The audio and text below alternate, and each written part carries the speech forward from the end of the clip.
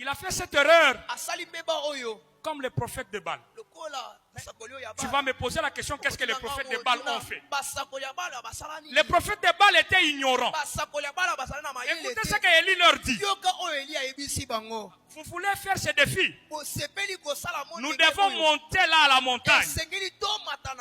Or, la Bible nous dit ceci. La Bible nous dit ceci. Il savait que la montagne était la maison de Dieu. Parce que dans l'Ancien Testament, la montagne symbolisait la maison de Dieu. Et si toi tu as des doutes, va lire Ésaïe 56, 7. On va te dire, la montagne, c'est la maison de l'Éternel. Je les amènerai dans ma montagne sainte. Et je les réjouirai dans ma maison de prière. C'est-à-dire quand Élie a dit au prophète de Baal, montons là-bas à la montagne, c'était déjà un piège. Ils savaient déjà qu'ils allaient échouer. Et le défi était lequel? Nous devons invoquer le feu.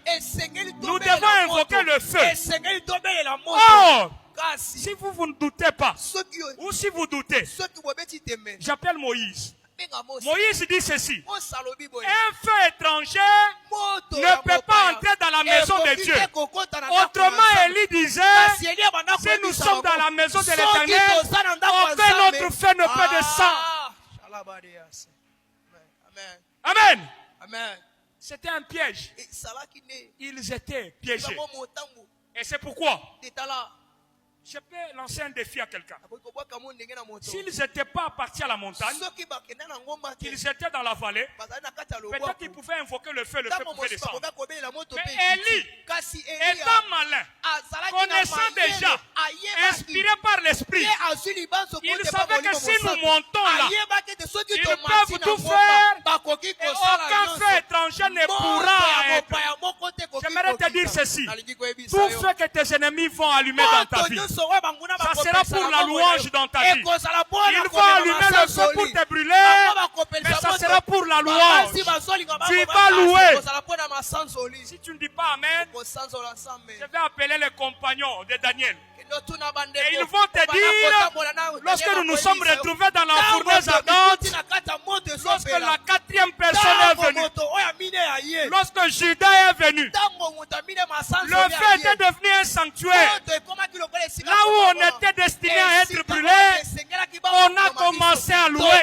Ils ont commencé à chanter. Parce que la quatrième personne, qui est Jésus, était dans le feu. Et comme lui est dans le feu, la Bible nous dit, il est le feu dévorant. Il est le feu qui dévore l'autre feu.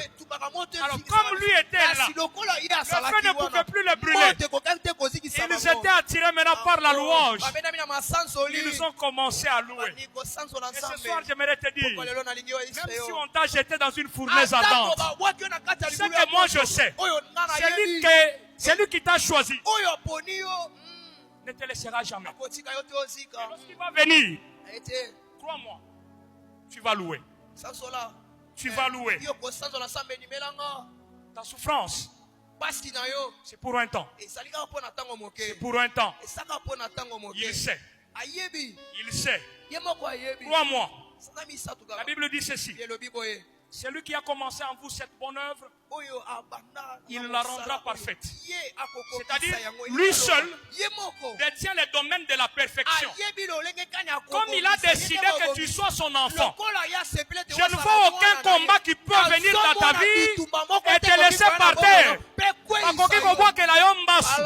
Bakoki koboa ke lo maladi. Mbasu wana eza sujet à témoignage lobi.